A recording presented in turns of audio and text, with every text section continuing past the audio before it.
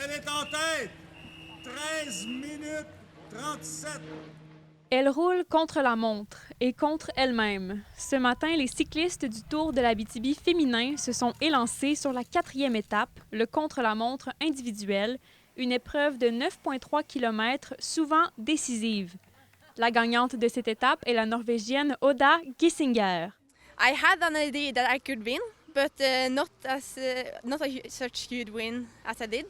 And I wanted to just do the best as I could and know that when I was on the finish line, I will be happy. My friend, she did the course before me, so I got some tips from her, which really helped me while racing. So I think we're a very good team. We always help each other. Bien que le tracé soit plat et d'une longueur de quelques kilomètres, le tout est très exigeant et doit être réalisé à fond de train. Une seule petite seconde de retard peut tout changer. We're just there to hopefully stay in the lead for the Team GC and try our best.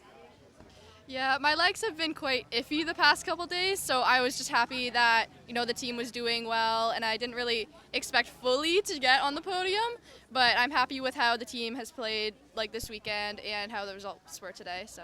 La présidente de l'événement, Mélanie Rocher, revient sur le rôle stratégique du contre-la-montre, une épreuve qui, selon elle, est révélateur du talent individuel des coureuses. C'est une étape de force. Donc, elles doivent se battre, elles, contre elles-mêmes, mais c'est là qu'on voit vraiment, parce que là, on n'a pas de peloton, ils roulent vraiment seuls contre eux autres. C'est quand même un parcours de 10 km quand même avec plusieurs défis. Alors, c'est là où on voit qui pousse les meilleurs watts et pousse fort sur leur vélo, là.